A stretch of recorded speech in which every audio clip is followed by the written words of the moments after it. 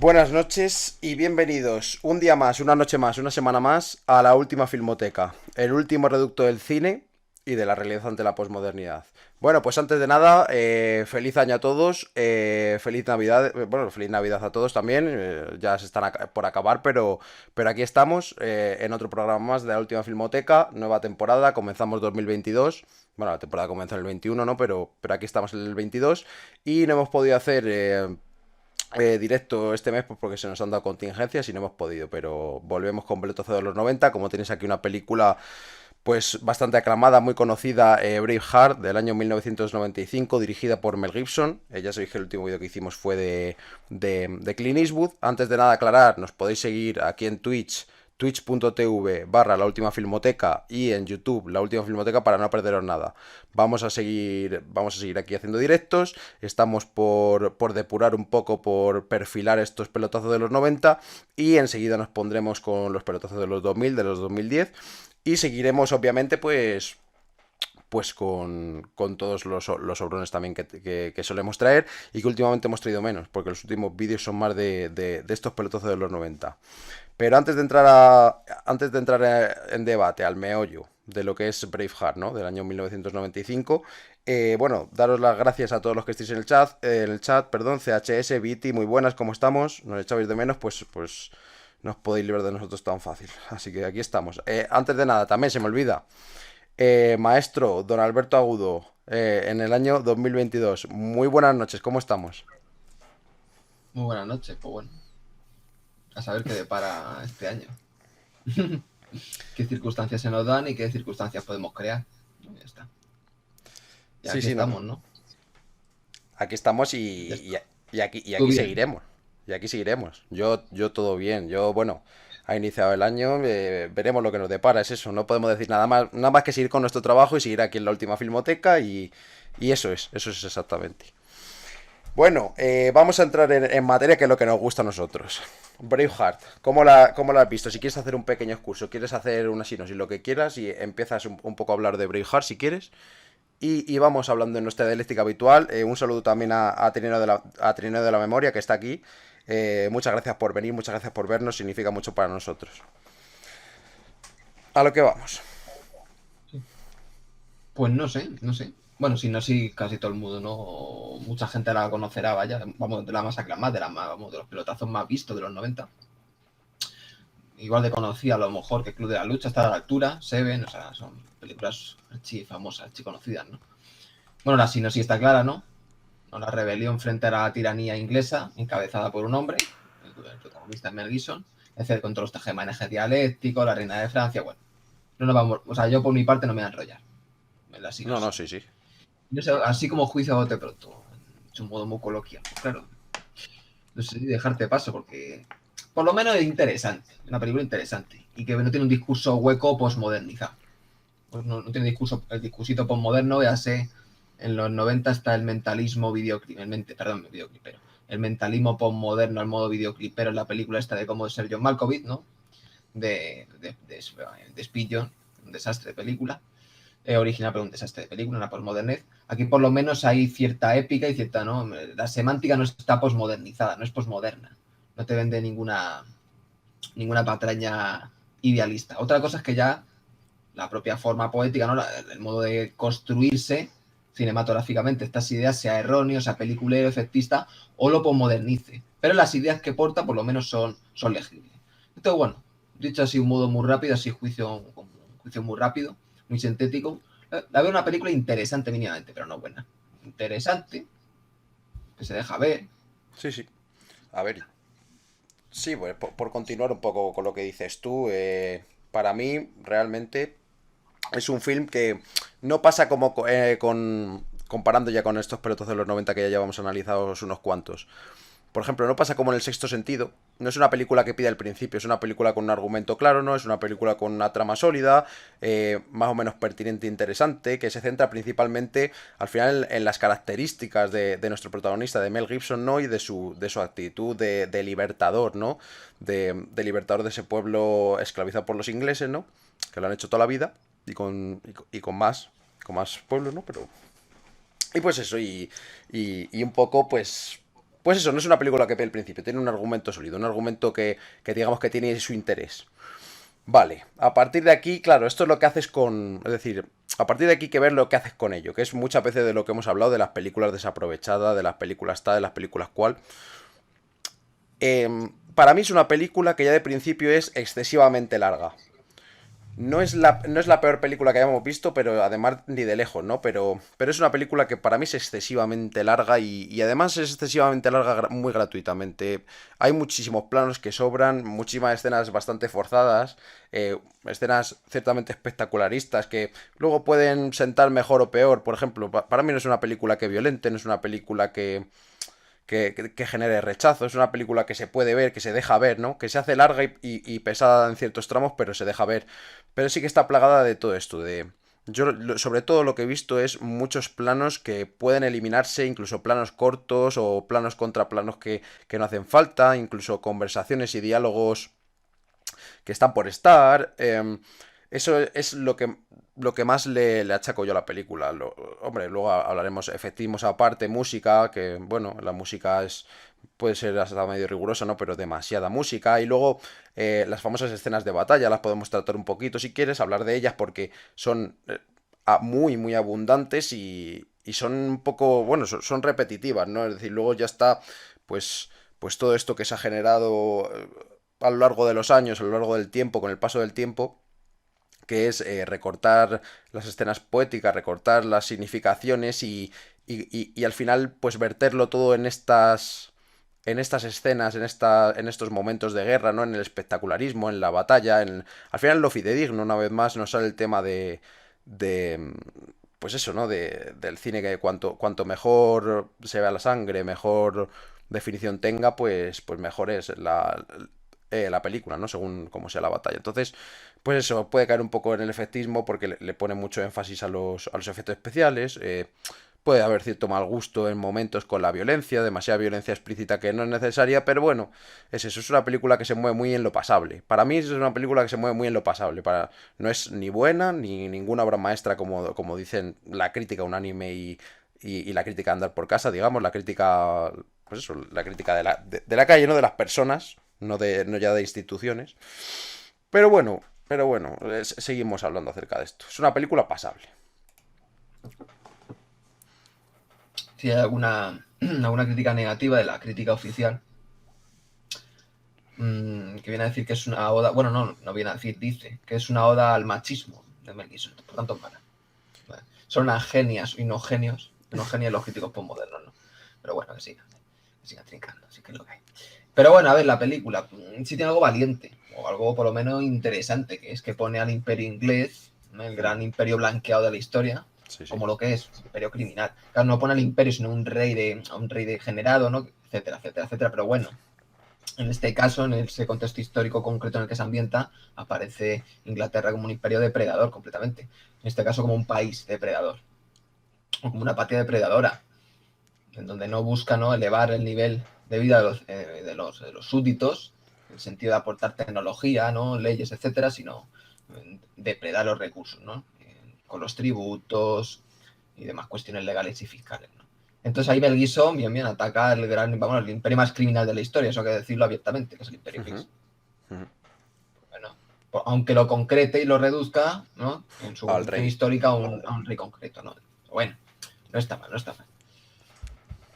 Ahí es un punto a favor del Mel Gibson. Ya, luego, las ideas que luego hemos hablado, la semántica que es objetiva, la idea de coraje, de valor, los tejemanejes dialécticos entre bueno, dialécticos entre instituciones a nivel de estrategia administrativa, militar, ¿vale? Está también, ¿no?, el arte de la guerra.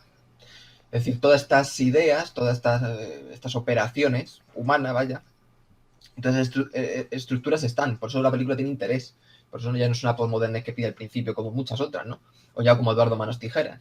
Encima, si me dices que hay algo de sátira en esa película, pues puede ser una sátira postmoderna, pero es que encima eleva una patochada a drama universal, a tragedia universal. Vamos, el gran niño mimado kitsch de los 90 que es Tim Burton, por cierto, es su mejor película ese Good, que esa me la vi hace poco, pero es con una película correcta, pero lo de Eduardo Manos Tijeras es un despropósito de primer nivel, de primer orden. Entonces, aquí por lo menos Mel Gibson tiene buenas ideas, se ambienta en un contexto histórico interesante, ¿no? La época del Bajo Medievo,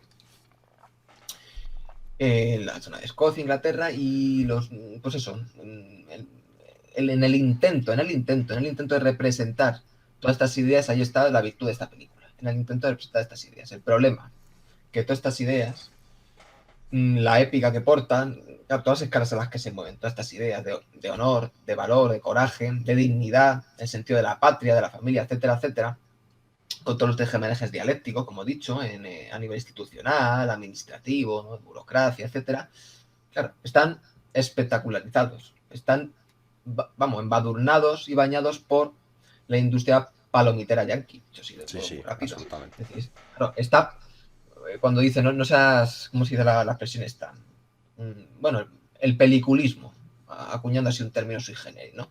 Claro, es lo que le sucede a esta película, que en el peliculismo, pero claro, en el sentido peyorativo, es decir, en hacer uso de mecanismos que tiene el arte cinematográfico, pero de un modo pues muy anabolizado, muy artificioso, ya muy pomposo, noventero, una imagen además muy artificial, como ya le pasa incluso a las buenas películas, pero aquí, sin embargo, es que está, vamos, ha explotado, ha implosionado por dentro todo este cine.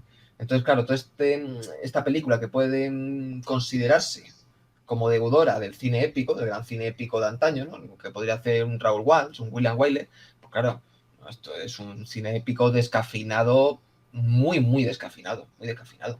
Tiene interés por lo que se está mostrando y por ciertos momentos interesante, pero no es una buena película. La película, lo que has dicho, interesante, mediocre. Mediocre, hay muchísimo presupuesto, muchísimo dinero, hay un despliegue tecnológico de la leche, pero condensación, intensidad poética, abstracción, no sutileza tampoco. Ya lo hemos hablado, ¿no? Esta ansia por el goreo, las escenas forzadas. Eso es propio de la industria ya posmoderna, totalmente. Sí, Posmodernizada, totalmente. Que además es una industria de una sociedad que está ya hipersensibilizada. Claro, lo que hemos hablado. No, te dejo paso. sí, sí.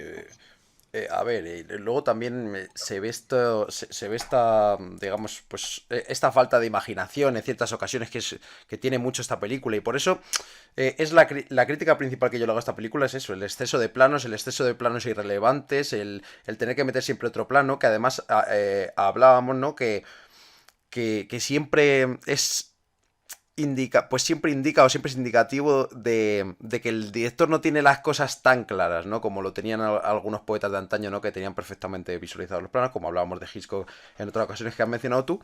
Y entonces se ven en este derroche de planos innecesarios en muchas ocasiones o escenas forzadas que se meten con calzador por meter para llegar a las 3 horas, que la sutileza no es el punto fuerte. Y también se ve, pues, en lo que iba a comentar, en las escenas sexuales, ¿no? En las escenas en las que el protagonista está con una de las dos mujeres, mención especial a estas dos grandísimas actrices, ¿no? Y sí, bueno, te quito ahí un momento, era la Sophie, La Marcela Reina, sí, la reina. sí, y luego está la Catherine, ¿cómo se llamaba? La que es su primera mujer. Sí, joder. No me acuerdo del apellido Mira, ahora mismo. Santander, macho. A mí también. Y eso Tampoco que yo. lo tenía, Bueno, no lo tengo aquí apuntado, pero bueno, luego luego lo lo busco. buscamos. Eso es. Pero bueno, en las escenas Bueno, sexuales, por ejemplo, hay poca imaginación, se ve que hay poca imaginación, que se sirve para mostrar pues estas uniones, pues eso, cuando se casan en secreto, primeramente, ¿no? Pues estas uniones, pues digamos, espirituales, tal, con, pues eso, burdamente, mostrándole a los desnudos delante del lago, etcétera, que puede ser una más o menos bella estéticamente, una escena más o menos bella, pero denota poca sutileza, poca imaginación, sobre todo. Podría haberse hecho de otra manera, lo cual pues eso, no quita que lo haga de una manera horrenda, ¿no? Como sucede en otras películas, pero por lo menos falta de imaginación y pasable, lo que hablábamos. Y luego otra cosa a indicar también que me acabo de acordar es que el uso excesivo de los primeros planos es patente en todos los 90 macho. Un uso de primeros planos y del plano contra plano de poca imaginación y de películas palomiteras, lo que tú dices, es decir, siguiendo pues eso, el eje normal, las leyes normales del cine, no hay transgresiones, que bueno, por un lado está bien porque te salva de meter la pata más de lo debido, pero por otra, pues la falta de imaginación en una película tan extensa te lleva pues eso, al ostracismo, al aburrimiento, a la repetición. Y es una cosa que me ha pasado muchas veces con esta película, el mirar cuánto queda y digo, joder, solo llevo una hora, no lo otro. Se eterniza en cosas que no se tiene que eternizar. Y estos primeros planos, bueno, pues son otra señal más, yo creo, de precisamente esta falta de imaginación. Y sin embargo, es una película pasable. Luego las actuaciones, pues en lo referente a las actuaciones no hay mucho que decir. Mel Gibson hace un papel sucinto. Luego, pues eso, podemos hablar de ciertas gracias que hacemos nosotros. Por ejemplo, el lobo estepario, ¿no? Pues un clip del lobo estepario, ¿no? Que es una película muy sketchera también, ¿no? Que han hecho muchos sketches, lo hablamos esta tarde, que han hecho muchos sketches de ella precisamente porque es muy de sacar sketches, muy sketchera, muy de ver al Mel Gibson ya ahí con los 40 años, macho, haciendo de jovencito ahí, pues lo otro, ¿no? Y luciéndose un poco ante la cámara que también parece que le gusta a lo largo de esta película. Sí. Pero es eso, sobre todo la falta de imaginación, la repetición innecesaria, el gastar recursos por gastar. Esta película se puede hacer mucho mejor en mucho menos tiempo. No te digo que la tengas que hacer en hora y 20, pero si haces 2 horas, la hace mucho más densa, mucho más condensada y mucho mejor. El sentido de la epicidad, el sentido de la epicidad es lo que le pierde, yo creo, a Mel Gibson. Quiere darle demasiado sentido de epicidad, pero en un sentido no, coño, no épico real según definición, ¿no? Sino épico palomitero, lo que has dicho tú.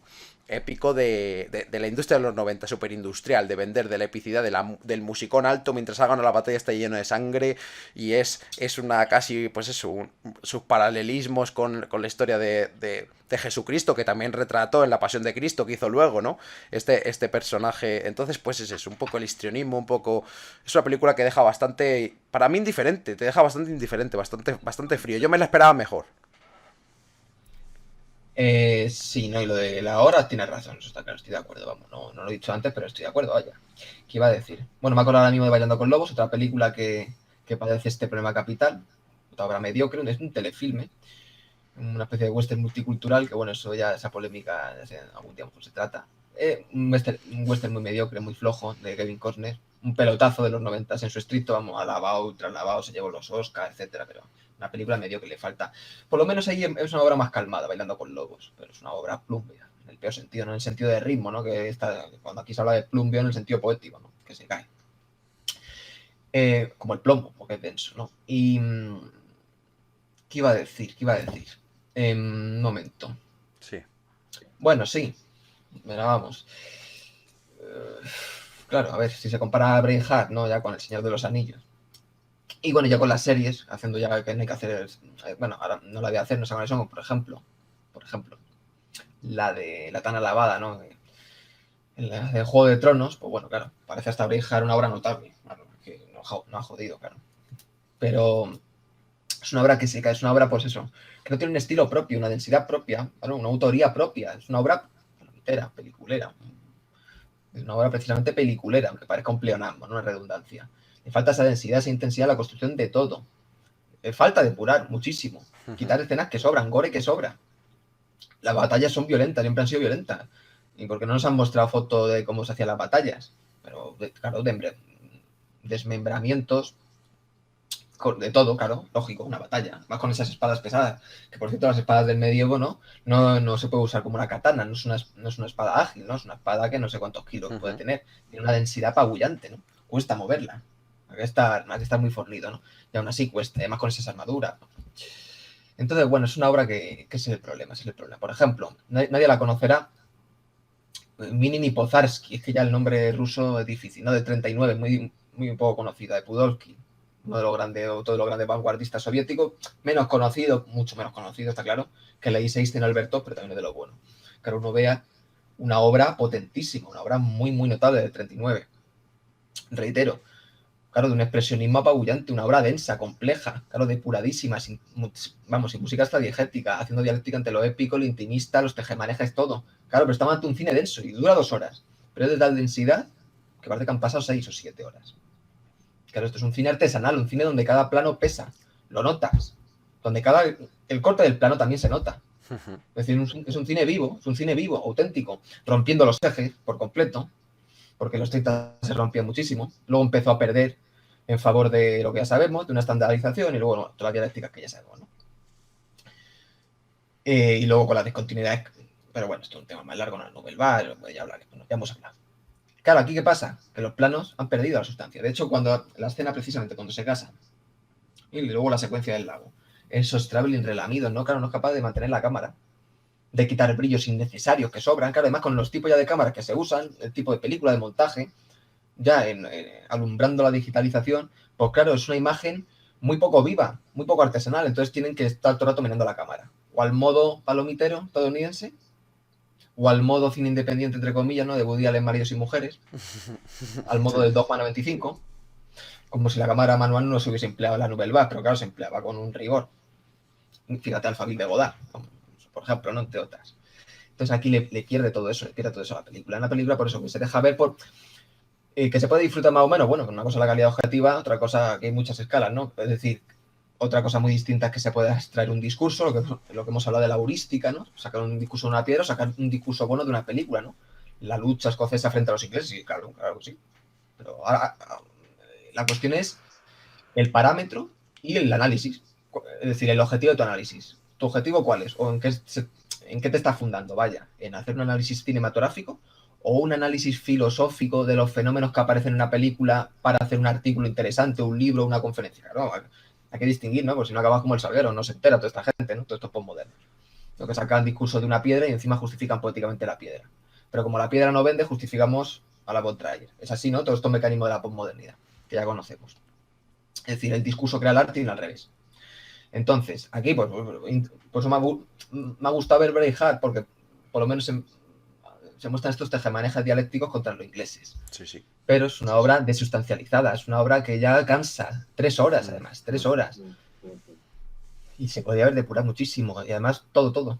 Claro, pues eso, con todo el cine, ¿no? que uno lleva, los análisis que uno lleva, etcétera, etcétera.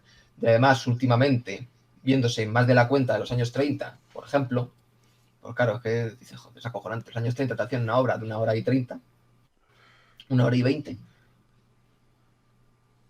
con una calidad y una calidad impecable, una densidad apabullante. Dices, joder, he visto una obra maestra, me ha contado de todo, dicho así de un modo coloquial, me ha contado de todo, con una densidad acojonante y dura 1 hora y 20.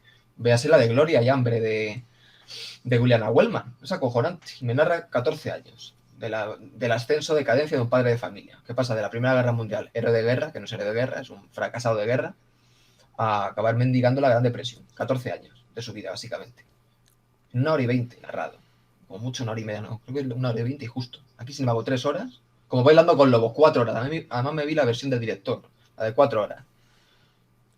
¿Para qué? Para contarte algo obvio y además de un modo muy, muy mal, ¿no? Entonces, en este filme de Mel Gibson, pues eso, nos encontramos con esto, con que está espectacularizado todo, no es capaz de buscar los contrapuntos, las ensoñaciones a veces son muy mediocres. Entonces, bueno, el sentido del cuadro, pues un sentido, claro, ya casi óptico, es que es casi óptico, está rozando ya el sentido óptico, el sentido poco artesanal. Hay ciertos momentos que parece que va a remontar, ciertos momentos buenos, y luego la vuelve a cagar, por ejemplo, cuando hay un traveling en helicóptero, con el helicóptero, ¿no? Un traveling en grúa, ¿no? Pero bueno, es en grúa, porque ahora con un helicóptero supongo, que se va alejando del eje, que es el centro, que es el protagonista, vaya, y se ven las montañas de Escocia, que ahora ya rompe completamente los contrapuntos, es decir, algo que tiene que concentrarlo, lo quiebra por ese ansia grandilocuente, ese ímpetu fini operis y fini operantis de hacer una obra maestra, bueno, de hacer una obra que se venda, mejor dicho. O sea, todo esto le pierden. Todos estos recursos, claro, lo fuerza para constituir el pelotazo, quieren aquilatar todo y no arriesgarse a nada para tener su pelotazo hecho. Lo que está haciendo no es hacer una obra cinematográfica rigurosa. Está cagando. Claro. Luego también hay que hablar. A ver, se me llega que hay doble. Luego también hay que hablar pues de eso, de que la propia dirección corre a cargo de Mel Gibson y supongo que parte de la producción también. Por lo tanto, pues esto no lo sé, lo digo a vuela pluma, ¿no? Pero al ser una idea original actuada y dirigida por Mel Gibson, pues en este sentido, pues se entiende que aparte de reflejar pues una idea que tiene él, ¿no? Busque este pelotazo, si no decimos que no tenga un sentido, ¿no? Lo que pasa es que muchas veces por eso acabas vendiendo hasta tu madre, ¿no? Y al final ni una cosa ni la otra, muchas ni una cosa ni la otra. Cosas interesantes que comentar también. La cosa es que es una película que da demasiada importancia ya no al personaje de William Wallace, que es obvio, ¿no? Cuando uno ve la película, y normal en la película, sino que es un film pues que centra mucho su visión ya en Mel Gibson, en el propio actor, en que el actor se luzca, en que el actor resulte... Es que el actor es el que, pues digamos, mantiene la película, ¿no? O el que mantiene el interés en la película, es decir, o lo que se busca desde la película es que precisamente acapare toda la atención Mel Gibson y no tanto William Wallace y resulte interesante por Mel Gibson y el personaje que se crea en torno a él. Eso es un fallo que yo veo bastante patente y bastante gordo. No se fija tanto en la interpretación de Mel Gibson como William Wallace, sino en lucir a Mel Gibson y probablemente porque la dirigiese él, ¿no? Y quizás eso no es la mejor manera de hacer una película, ¿no? Vamos, ni que decir tiene, ¿no? Es un error completo que desvirtúa la propia actuación del protagonista y eso es lo que mantiene un poco el interés, lo que te mantiene viéndola, lo que hace que no sea una película violenta, ¿no? Pero sí que es verdad que durante las horas, es decir, durante las partes en las que se configura la película, siempre sobran trozos de toda. De la primera parte, en la que está en el pueblo, ¿no? Ya con todos los hombres ahorcados, su padre muriendo en la guerra, etcétera, ya, y conociendo a la mujer. La primera parte la podríamos definir hasta la muerte de su primera mujer, ¿no? Más o menos.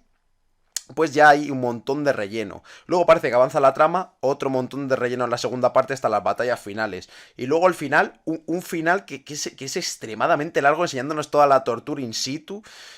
No sé, son cosas que yo no entiendo, que precisamente buscan, pues eso, aquilatar, como tú dices, toda la venta del producto, pero que no. No tiene, para mí no tiene razón de ser ni lugar alguno, y solo empeora lo que hace. Luego, respecto, también hay que hablar del distanciamiento, muy poco distanciamiento, como decía antes, muchos primeros planos, mucho abuso de los primeros planos del plano contraplano, perdón. Y después hay momentos de distanciamiento pero que no son, es un distanciamiento impostado, se nota que es muy poco abundante los planos distanciados y además se nota que son forzados, que de ser por Mel Gibson igual ni los habría metido, ¿no? Lo que le interesa es al meollo, al personaje, otra vez a William Wallace, otro de William Wallace, otro de William Wallace.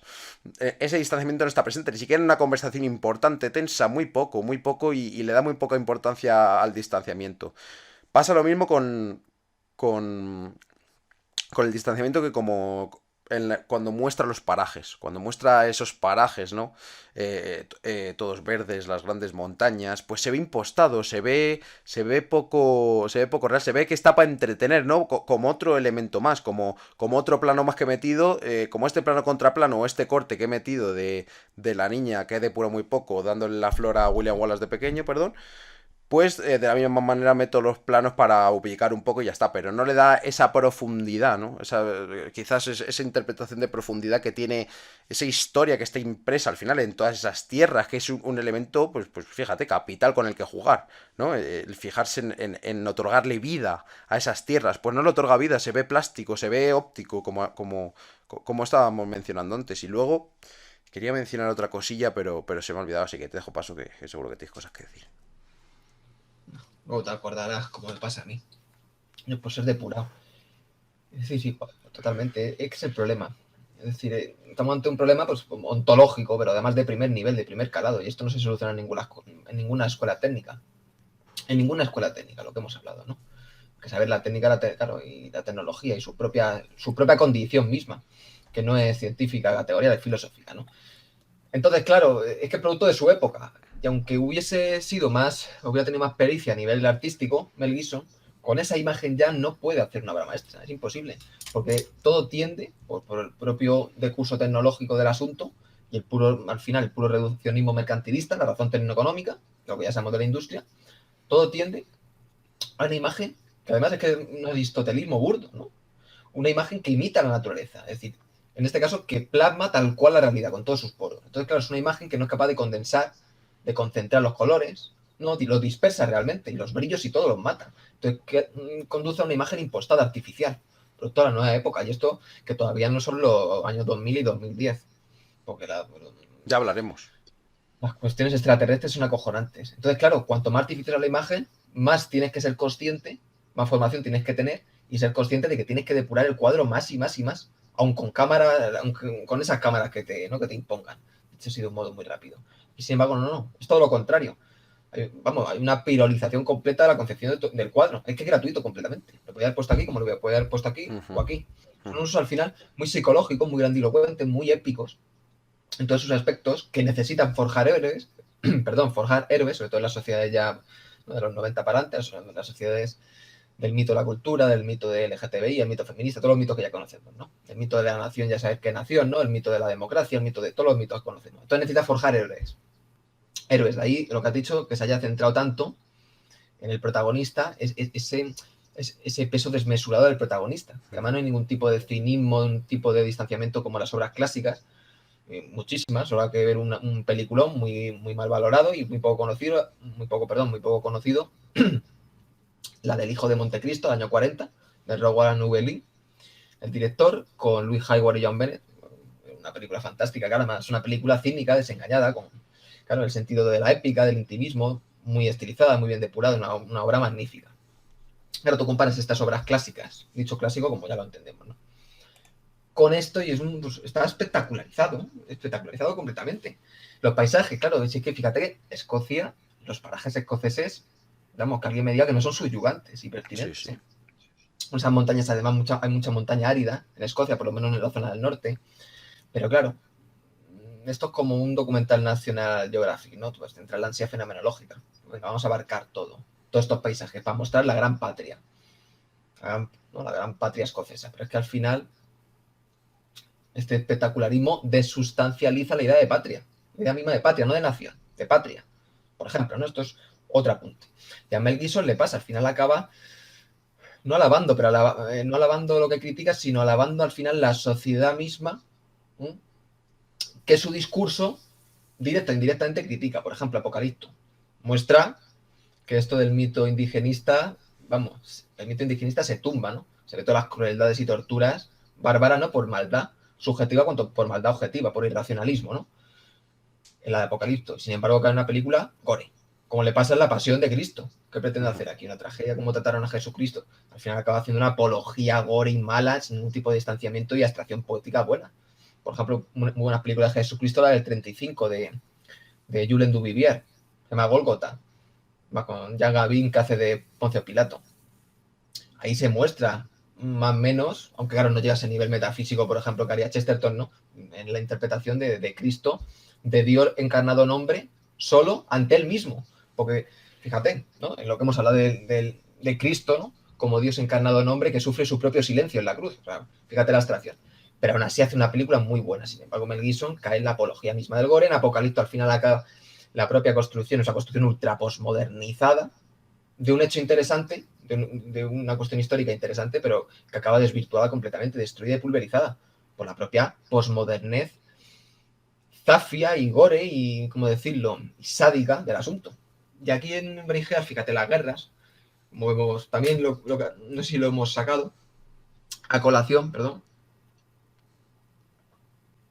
pero el aspecto del gore, de la poca sutileza de la película es evidente. Muchas batallas. Sí. Muchas batallas y que no es necesario mostrar. Y hemos hablado del asunto. Y ya no solo batallas, sino por ejemplo, los tipos de asesinato a sangre fría son siempre tienen que ser filmados, siempre, nunca es en abstracción, nunca es en fuera de campo, o mostrado de una manera imaginativa, sutil, de forma que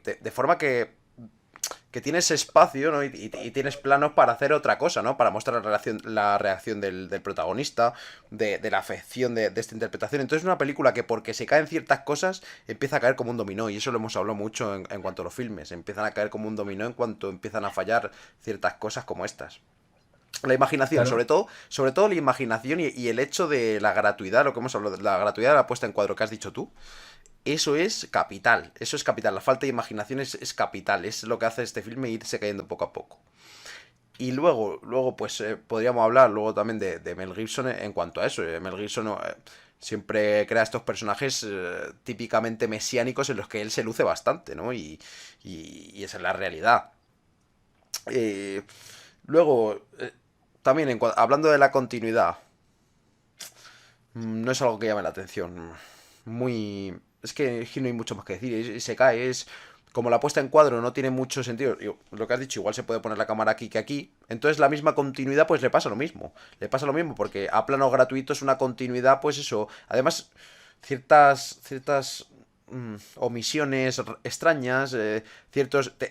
por ejemplo, hace mucho lo de empeñarse en filmar una cosa y empeñarse en explicarla y sobreexplicarla y luego una cosa importante a lo mejor pasarla por alto sin más, ¿no? Hacer una omisión y saltarse a otra parte de la película. Eso, coño, me recuerda a una cosa que se me ha quedado a mí en la retina de verla. La escena esta de... en la que la niña en el funeral de su padre, en el comienzo del film, pues le va a dar Sí. una flor, ¿no? Porque le ve que se ha quedado huérfano, yo no tal. Para esa toma, habría quedado elegante, por ejemplo, hacer un traveling, por ejemplo, o un distanciamiento, no tienes ni que hacer.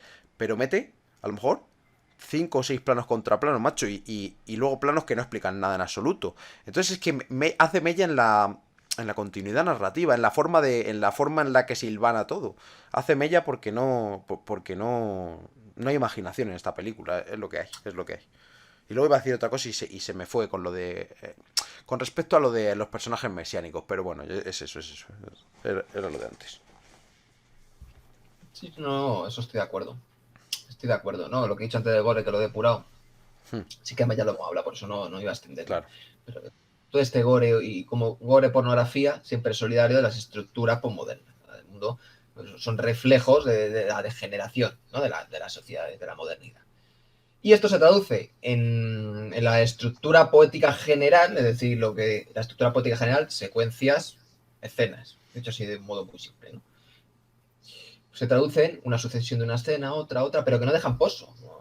Yo veo esta película, interesante el otro, pero no son densas, lo que hemos hablado. Sí, sí, Está sí. relacionado con lo que hemos hablado, pero ya respecto a la percepción, ¿no?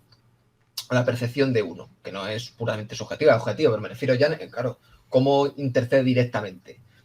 Pues uno ve, pues eso, van sucediendo escenas y claro, necesita todo golpe de efecto, el gore, para ver la epicidad de la batalla, la violencia y para, ¿cómo decirlo?, como pulsión, ¿no? De toda la frustración y la rabia. Cuando en una obra clásica no hace falta precisamente descuartizar al rey para no sentirse o a un soldado hijo puta o a un criminal, no hace falta que lo descuarticen para que el propio espectador diga, menos mal se la han cargado. Desde atrás, depurado, incluso sin salir sangre. Muchas películas japonesas con las katanas, sobre todo antes de los 60, a partir de los 60 cuando empiezan a introducir ya la violencia más desaforada, pero todavía estilizada y rigurosa, pero ya veas en La espada del mal, de Okamoto, una obra más absoluta. Incluso ahí también advertimos cómo le corta con la katana, ¿vale? Un samurái a otro, y sin embargo no se ve cómo le chorrea la sangre. Y dice, joder, claro, un espectador hoy día, pues vaya que esto no vende. Mira, no es realista. Es que es Claro, claro, claro. representación artística. Si quieres luchar con uno, coge una espada y vete al monte a luchar, yo qué sé. Bueno, hoy día no se puede hacer eso, macho, ya no te puedes ni batir en duelo como se hacía antes, ¿no? Pero es eso, precisamente, el sentido absoluto de la representación, ¿vale? De la representación artística. No es que se muestre, es que lo que hemos hablado. Y está, vamos, es el centro de todo, es el eje de todo mismo. El sentido de la representación artística, ¿vale? De la abstracción. Es decir, es un entramado de sutilezas y de cuestiones que ahora no se van a tratar, que además ya las hemos tratado, que esta película las omite completamente, pero completamente. Necesitamos ver cómo lo descuartizan o cómo lo torturan para mira qué héroe, ¿no? Vamos, acuérdate tú de la secuencia de Satanás cuando Bela Lugosi coge ya uno de los utensilios, ¿no? En la postrimería de la película, en el clímax, uno de los utensilios que se usan para cirugía, en la sala de torturas y cómo empieza a torturar al Boris Karloff. Se ve desde atrás, distanciado, casi es un fuera de campo realmente, porque solo se advierte en las sombras. ¿Te acuerdas de esa secuencia? Sí, sí, Y sí, uno sí, me sufre acuerdo, me acuerdo. más dolor, pero interno, del bueno, del que golpean el alma, que lo que puede sufrir aquí, que lo que uno ve en todo caso golpea aquí en la mente, claro, molesta, claro, nos ha jodido, molesta con una persona la corte, la descuartice, o que con un martillo reviente en su cabeza. Si es que, en fin, es de una obviedad, es de una zafiedad, tal como la pornografía, es de una zafiedad tal que violenta realmente. Y esto es otro gran pecado capital de la obra, no es capaz de extraer nada. Es eso, es el sentido espectacularista de todo en un mundo que ha perdido el significado, en un mundo postmoderno, si necesitan de estos golpes de efecto. Entonces, si hay que mostrar la épica, la vamos a mostrar desaforadamente. Sin ningún tipo de la concepción, ni de las escalas, ni de por qué este plano es un plano general y luego un plano medio. John Ford se hubiera cabreado. Se hubiera cabreado de cojones. Lo que narices es esto. Sí, sí, no. No es ningún sentido de las escalas ni del plano medio. O un Bad Bepiche se hubiera cabreado. Claro, en fin, solo hay que ver el western, cómo usan los buenos cineastas y los buenos western para ver cómo usan las escalas de paisajes. Porque un plano medio está aquí, porque esta montaña tiene que estar aquí y no ahí, ¿no? O están nubes, o no tiene que haber nubes en esta zona. Todo esto. Y luego Y no, además... aquí está Sí, Exactamente, es la épica, pero es una épica ya de Carrefour, como te digo. sí, sí, Y sí. ya en su sentido más degenerado, posmodernizado digitaloide, El Señor de los Anillos. Que además se basa en una novela, la de Tolkien, que son básicamente los mitos medievales, pero bañados con mucha metafísica ya, voy a decir, krausista, muy, ¿no? Muy desestancializada. Y luego te llega Peter Jackson y te hace una postmodernez por antonomasia. Cineasta, lo que he dicho, que los 80 hacía gore porque no sabía hacer otra cosa. Hacía gore y pornografía además con animación, que solo hizo una película suya de los 80. Y así estamos. Y luego ya, ¿queremos pornografía, mitología y pornografía? La de Juego de Tronos. Más pornografía de, pues eso, de Y balneario además, de saber quién. Así, en sí. fin. No, pero que además esto lo hemos hablado muchas veces. Esta forma de tratar al final las relaciones del protagonista con las mujeres. Pues eso, esta manera de mostrar el amor mediante la sexualidad, ¿no? Le quita mucha potencia, vamos, es que por no decir que elimine y suprime la potencia del amor que tiene que existir necesariamente para que se dé, pues eso, la causa dramática de la trama. El mostrar el amor con su primera mujer de forma tan sexual y tan poco... No, tampoco, bueno, pues eso, muy de andar por casa, muy poco elegante, muy fácil, ir a lo fácil. Es lo que hace que a la hora de que la maten y de que él sufra esa transformación para finalmente luchar como hizo su padre, etcétera, por su patria, pues que pierda fuerza, que pierda fuelle, que pierda el sentido.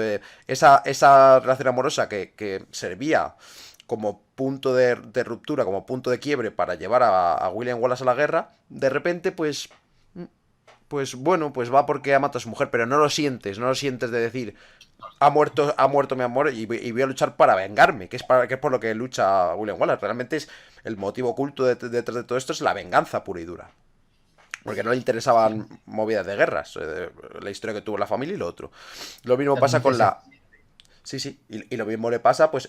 Lo mismo le pasa a la violencia, es decir, la violencia gana intensidad, gana viveza, gana expresividad cuando no la tratas como algo que sucede, pues de eso, de andar por casa tal, y no solo andar por casa, sino de forma pues tan fácil. Es que si ir a lo fácil, es lo que he dicho, la falta de imaginación. Hemos hablado ya de esto, no me voy a enrollar, pero la espada del mal, la elegancia, la sutileza, los fueras de campo, las abstracciones, la distancia, y cómo es ultraviolenta en el sentido de que te subyuga, de que casi incluso te... Coño, que te asusta, ¿no? Te intriga la personalidad de ese personaje. Sin embargo, aquí, pues eso, ríos de sangre, ¿vale? Sí, me parece bien, pero pierde la fuerza, la violencia de tanto usarla. Es al final eso. Y luego, otra cosa, bueno, lo mismo sucede en la relación amorosa de William Wallace con la segunda mujer, con esta princesa de Francia que nos presentan, etcétera.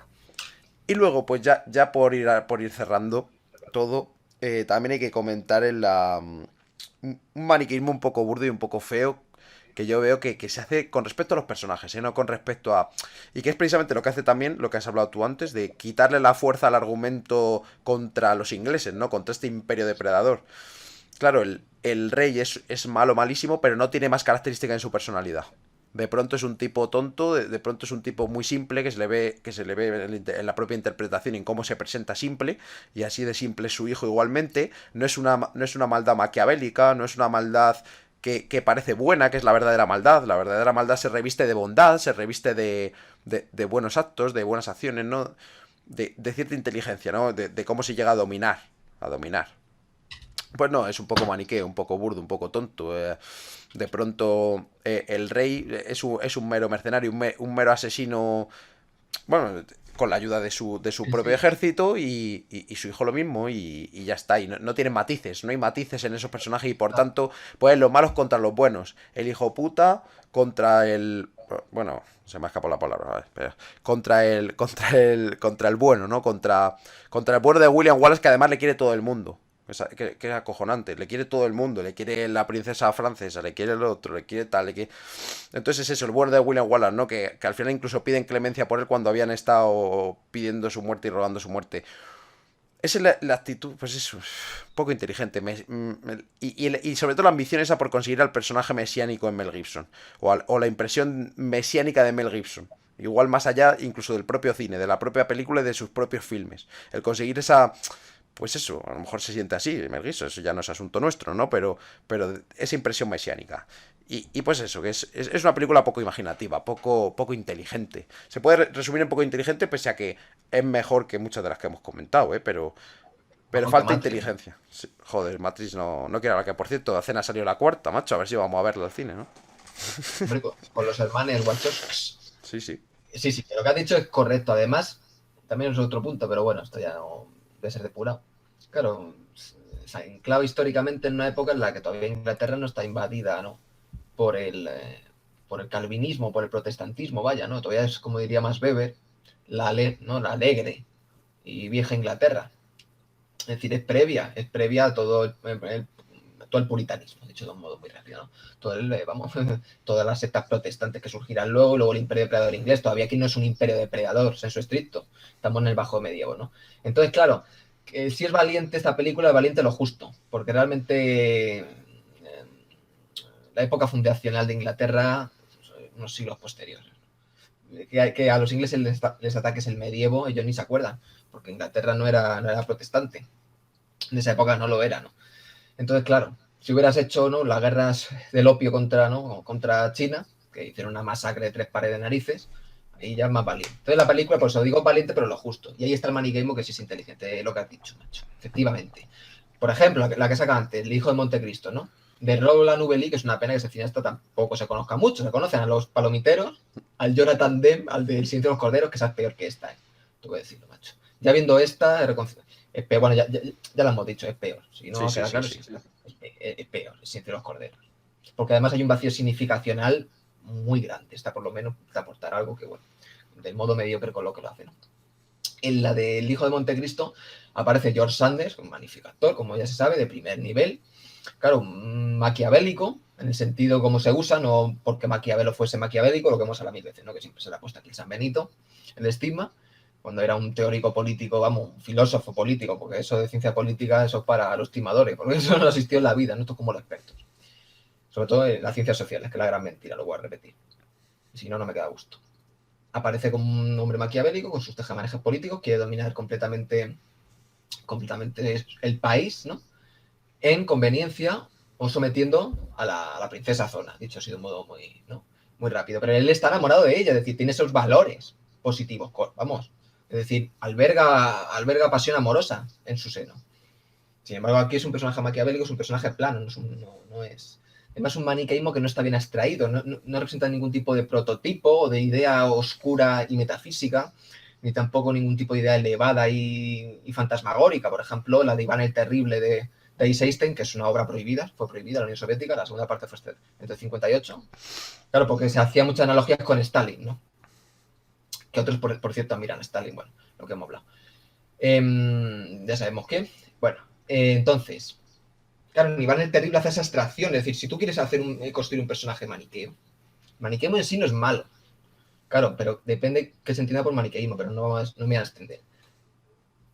Si es un maniqueísmo en donde no se pretende únicamente mostrar un personaje malo, malo, malo, sino que ese personaje es reflejo de una idea más elevada, a modo de arquetipo, ahí sí puede estar justificado el maniqueísmo. Claro, depende de la estructura poética, de la construcción. Es decir, si tiene que encarnar el mal, como Fausto, ¿no?, el bien y el mal, ahí sí es pertinente esta encarnación. Pero si se pretende hacer personajes maniqueos para mostrar, ahí no, ahí se empieza a caer. Es decir, depende de lo justificado que esté todo, como hemos hablado. Igual que las escenas sexuales, etcétera, etcétera, etcétera. Claro, claro. Y Todo lo que hemos luego, hablado. luego también una cosa que se puede decir, también por ir rematando, es que precisamente esta película te vende un poco también la idea de libertad. Y es la razón porque fíjate, libertad, sí, libertad contra la tiranía, contra el esclavismo. Bueno, más que contra el esclavismo inglés, que tampoco se habla mucho, lo que hemos dicho, contra el rey, ¿no? Y por eso muchos, pues esto, Lobo Estepario, etcétera, andan con la peliculita de Braveheart a vueltas. Es decir, pues eso, te vende una idea de libertad un poco prefabricada, ¿no? Que parte de un sitio que tiene sentido, pero que es ligeramente prefabricada. Y claro, este tipo de películas, por no hablar de otras peores, ¿no? Porque ya dijimos qué pasaba con la famosísima Forrest Gump. Pues les pasa lo mismo a los disidentes. Se pierden en la idea fácil que les venden. Te lo cuelan un poco. Tampoco es precisamente como American Psycho, que te venden toda la alineación de golpe, te la meten doblada y ya está. Aquí pues eso, te venden un poco la idea de libertad, un poco así, pues al aire. Te la cuelan un pelín, pero tampoco te la cuelan mucho. Entonces, pues ahí se queda en lo pasable. Pero es una manera de vender la libertad, pues, y sobre todo atendiendo a todo lo que hemos hablado de la composición, la continuidad, etcétera, es una manera de vender la libertad un poco burda, un poco de palomitas, siento la libertad mientras me como mis palomitas en mi cine, macho, y luego ya, pues, a la media hora, ni fu ni fa. Claro, ese es el Y problema. mañana trabajar 8 horas o 12 horas en la fábrica. No, 12 horas con el precio de la luz como está ahora y todas las mierdas que ha metido de género y seguimos. Y es que, claro, es el problema. Y lo otro que hemos hablado, la sociedad posmodernizada, ya no hablo por ellos, yo no hablo yo hablo de la sociedad. Las sociedades posmodernizadas necesitan fabricar todo las mitologías, te venden la disidencia, la antidisidencia, todo lo Sí, sí, abarca, todo sí, lo sí. vampiriza, lo destruye, lo piroliza. Aquí eran las esencias más generales, no perderse, ¿no?, en minucias. Entonces, claro, te venden la idea de libertad, te muestran el gore específico, claro, te sientes, uff, vamos, no, vamos a. Claro, como una especie de lo que hemos hablado de, no sé la palabra, de pulsión, ¿no? De pulsión o de, mejor dicho, de exorcización de los propios fantasmas, ¿no? De la propia impotencia ante esta sociedad, ¿no? En el sentido, por lo menos, lo que se puede aplicar a los disidentes. Entonces, claro, precisamente en las épocas que ha habido, vamos, más movimientos anarquistas, más revoluciones, no había muchas obras literarias revolucionarias en el sentido de que te vende aquí la revolución para entretener. Es que no es necesario. Es que este es el problema de estas sociedades, ¿no? Esto es como si no me muestran si no me muestran esto de este modo descarnado, pues no existe. Esta hipersensibilización desaforada, ¿no? Y totalmente, igual que la pornografía, ¿no? Igual que 200 cosas más y el gore. Entonces, es lo que le sucede. Claro, te venden la idea de libertad descafinada. Todo lo que coge el sistema postmoderno, marca los símbolos, pero bueno, las sociedades de la modernidad degeneradas, que han creado ya sus propios fantasmas y se han destruido para fabricar otras que agárrate y no te menes, pues todo lo que cogen lo vampirizan, lo pirolizan y lo escupen directamente. Entonces, bueno, por lo menos esta película, y resumiendo que no me quiero enrollar, esta película por lo menos no es Matrix, no parte de ese mentalismo postmoderno, fundamentalista, tecnológico, acojonante, y no como otra, bueno, ya hablaremos del Club de la Lucha, que esas se las trae. Luego ya llegará Pulp Fiction, que es la grande, macho. Claro. No Reservoir 2, Pulp Fiction. A lo mejor la otra ya lo trataremos, que también es muy famosa. No, a lo mejor también. Es súper prima. O las dos conjuntas, ya veremos, ¿no? Claro. O Pero luego es eso. podemos. Sí. Pero es eso, esa idea, claro. Es decir, es decir, la sociedad al final, la sociedad de la posmodernidad, pretenden, pues eso, como falsa conciencia, evidentemente, venderte la revolución a través del arte, ¿no? Cuando no hay algo más estéril que el arte, como diría Oscar Wilde. Es decir, la obra artística no está para eso, ¿no? Es decir, una obra maestra revolucionaria hoy día sería filmar una obra como Mizoguchi, no sería filmar una obra videoclipera decapitando burgueses, ¿no? Por ejemplo, ¿no? Es decir, es que es eso, es que la sociedad, Sí, es sí, sí. que ya hemos hablado de esto, es que es el eje de toda esta sociedad, ¿no? Y vamos, ha explotado más que nunca la falsa conciencia. Vamos, los fantasmas de la libertad, que ya libertad, bueno, ha quedado en papel y muy mojado, muy mojado. No, hombre, yo por distender un poco, ya ir distendiendo también lo que he dicho antes del lobo estepario, que sin perjuicio de sus escándalos, para otras cosas es un fenómeno, ¿no? Pero lo he mencionado un poco porque pues un poco imita el arquetipo de, aunque bueno, con el escándalo del TripAdvisor, lo otro, en fin, vamos a dejarnos de polémicas, ¿no? Pero vamos, que como imita un poco el arquetipo, pues hace gracia. Tú te ves la película y dices, el lobo estepario clavado, bueno. Y eso, no, lo que tú dices, pues absolutamente. Y partiendo de todo lo que hemos dicho antes, obviamente, partiendo de la construcción deficiente, poco imaginativa, etcétera. Entonces yo por ir acotando y finalizando, porque poco más tengo que decir, y si queda algo por decir, hacemos segunda parte, pedirnos en los comentarios lo que sea. Y apoyad el vídeo si os gusta y el directo todo, y así pues repetiremos si vemos. Pero eso. Que es una película pasable. Es una película pasable como mucho y no buena, ni siquiera buena, no llega a buena y no. Yo le pondré un 5 por establecer nota un 5 y a lo mejor levantando un pelín la mano, pero bien, un 5 un 5 Un 5 se lo puede llevar. Pero vamos, nada, un ocho en Video Affinity, eso yo ya no sé si está toqueteado o no, igual está todo. Porque uno ya no Eso se fía de ya, nada. Sí. bueno, eso ya hablaremos, ¿no? La ciencia de datos, que esa es otra, ¿no? Ahora existen los científicos de datos. Bueno, ya empezamos, macho, joder. Bueno, en fin, eso ya hablaremos, ¿no? La ciencia de los datos, etcétera, pero lo de la manipulación de puntuación es muy curioso que todas las películas en Video Affinity, el 90% por lo menos, de las famosas, es decir, no las que tienen dos votos, ¿vale? Las que tienen 1000, con más de 500 es suficiente. Es curioso que todas tienen siempre proporciones escalares. Es decir, hay una nota eje, es algo muy, muy polémica, hay una nota eje y luego van decreciendo, tanto arriba como abajo. Es decir, en notas más altas y notas más bajas. Es decir, siempre hay una proporcionalidad. Pueden estar más pegados los gráficos, ¿no? Los gráficos que representan el número de votos. Pero claro, es muy sospechoso que en todas las películas suceda esto. Claro, es una manipulación objetiva de la información, dicho así de un modo muy rápido, o es realmente que lo han hecho cojonudo y han tenido la sociedad, vamos, han construido, como diría Marcuse, ¿no? La sociedad unidimensional, en donde, claro, la presión de grupo, la presión social, la falta de criterio, la homogeneización del criterio, todo lo que hemos hablado, ¿no? El lobby de los críticos de cine, que son todos, o son unos cuñados, en el peor sentido, groseros, o son deleuzianos, porque aquí deleuzianos, Luis Martínez, toda esta gente, ¿no? Son deleuzianos ya posmotrans, ¿no? Entonces, claro, es muy curioso, eso ya lo haremos a lo mejor un día, pero es muy curioso esta escala proporcional de todos los gráficos. Pero bueno, total, un 8, pues un despropósito. Tuve otra obra maestra, la trilogía de Samurai de Nagaki, que es una trilogía impecable del cine, en 7,2, bueno, que es un buen reflejo de cómo está el patio. Y ya está. Y Bueno, eso, esta película al final se enclava en una época en la que ya te están te tienen que vender una idea de libertad al modo de falsa conciencia, anabolizando y exagerando, hipermedicalizando toda la representación artística para vender por la revolución como producto de consumo, etcétera, etcétera, ¿no? Haciendo apología, hincapié en el gore, como forma más baja y más vulgar para golpear a una persona, o el sentimentalismo burdo para golpear a una persona, ¿no? Y nada, y seguir al final con su existencia, porque no golpea el alma, golpea en todo caso la cabeza cuando ves una escena violenta, pero no cala. Y hay ciertas escenas sentimentales que pueden calar más, pero coño, porque somos humanos, pero desde la abstracción de la razón, ¿no? Dice, bueno, vale, pero esta secuencia, por ejemplo, tiene unos límites. Más jodido, nos pone un hecho a lo mejor que puede ser más forzado o que está ligado a tus últimas vivencias, ¿no? Pues claro, es lo que te digo. sí.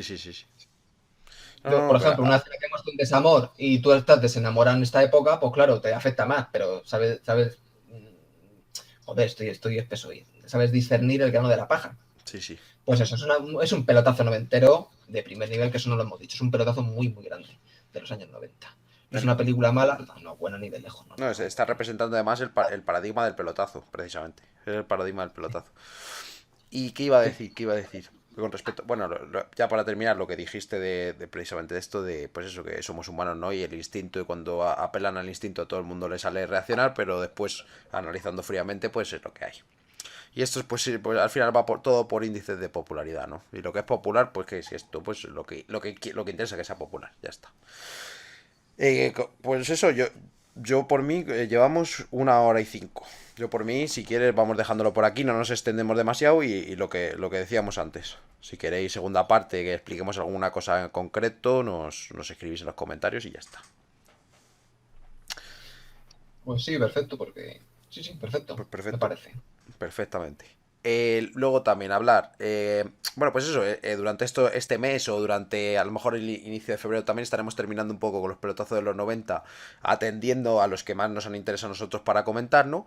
Y ya pues podremos desarrollar un poco pelotazo de los 2000, de los 2010 en adelante, que estará muy interesante. Seguiremos con nuestros sobrones, seguiremos con algún formato especial que se nos ocurra, anécdotas, tal, lo otro, lo que os ha gustado bastante también. O sea que seguiremos con el rodaje.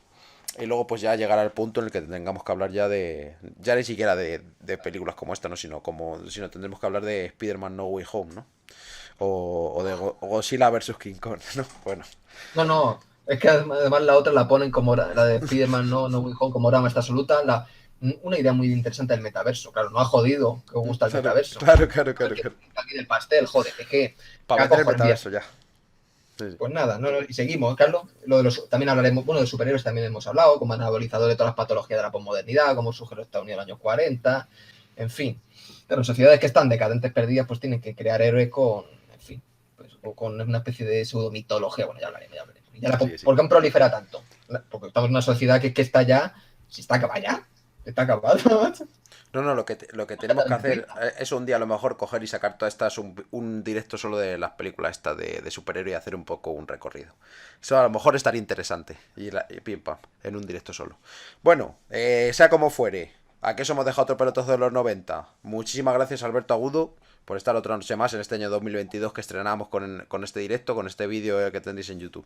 Muchísimas gracias por acompañarnos y muchísimas gracias pues, por tu clarividencia, ¿no? Digamos, por tu claridad de expresar las cosas y por la calidad que nos traes siempre. Muchísimas gracias. Pues gracias, macho. Y aquí estamos con nuestro bono debate y tú, pues eso, todo lo que has dicho cojonudo. Y aquí seguiremos al pie del cañón y a ver qué nos depara todo este año y todos estos proyectos que tenemos, macho. Eso es. Eso es, efectivamente.